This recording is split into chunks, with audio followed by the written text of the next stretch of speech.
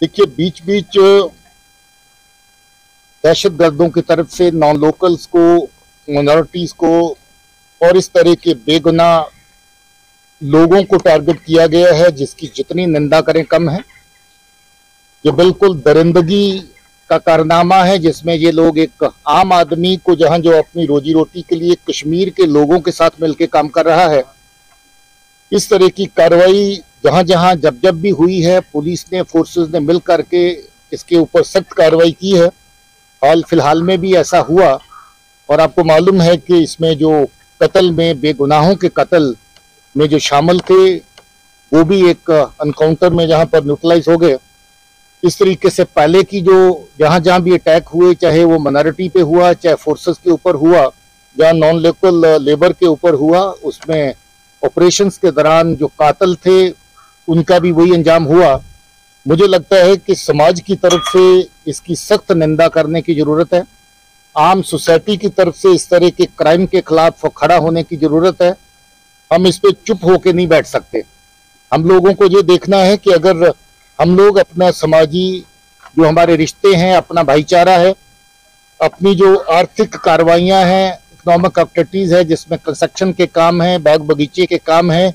उसमें अगर हमें बाहर से मजदूर की जरूरत है, तो हमें उस मजदूर को जहां पर सिक्योर सेफ रखना भी हमारी जिम्मेवारी है।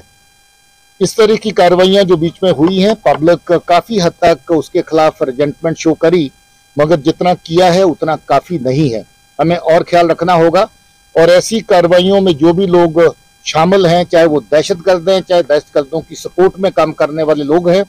उनको अवाम की तरफ से भी उनकी निशानदेही करना, उनको एक्सपोज करना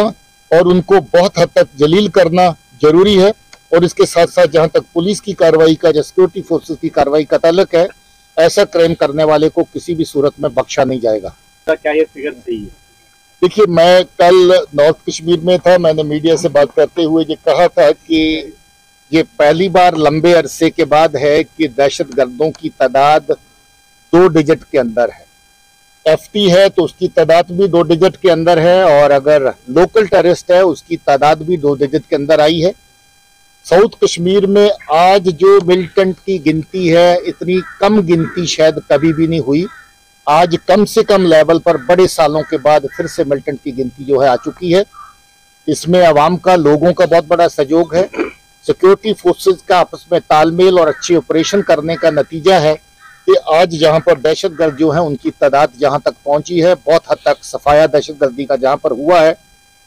नए लोग मिलिटेंसी की तरफ ना जाएं, क्योंकि पाकिस्तान ISI की बिहाफ पे जिस तरह की कार्रवाइयां कश्मीर के लोगों को तबाही और बर्बादी के रास्ते के पे ऊपर चलाने की, जिस तरह के नरेटिव जो हो चलाए जाते हैं, उसका बच्चे शिकार ना हो, उसका ख्याल रखने की जरूरत है। माँ बाप को, समाज को अपने बच्चों को सही रास्ते पे चलने की ताकीद करने की जरूरत है। जो सोशल और रिलीजियस हमारे लीडर हैं, उनको इस काम में इन्वॉल्व होने की जरूरत है। मैंने कल भी कहा था कि आज अगर कश्मीर में किसी भी कार्रवाई के अंदर किसी आम शहरी का नुकसान नहीं हो रहा है, आज अगर आम शहरी अपनी जिंदगी नॉर्मल रूटीन में बसर कर रहा है, जैसे हिंदुस्तान के किसी भी कोने में कोई बाकी शहरी करता है, आज अगर स्कूल बिना नागा चल रहे हैं, कोई हड़ताल नहीं होती है, आज अगर हड़ताल देने वालों का सफाया हो चुका है, हड़ताल देने वाला भी कोई नहीं बचा है, और अगर पाकिस्तान में हुर्रियत का नकली चैप्टर वहां से बैठ के हड़ताल देता है, तो अवाम की तरफ से किसी भी तरह का उसको सपोर्ट नहीं मिलता है। आज अगर जर्नलिस्ट सच को सच कहने की जरूरत रखता है, तो उनकी आवाज बंद करने की कोशिश करने के लिए कश्मीर फाइट जैसे फालतू ग्रुप जो हैं उधर से धमकियां देते हैं। तो मुझे लगता है कि ये आप लोगों को, समाज को, हम लोगों को, सबको मिलकर देखना है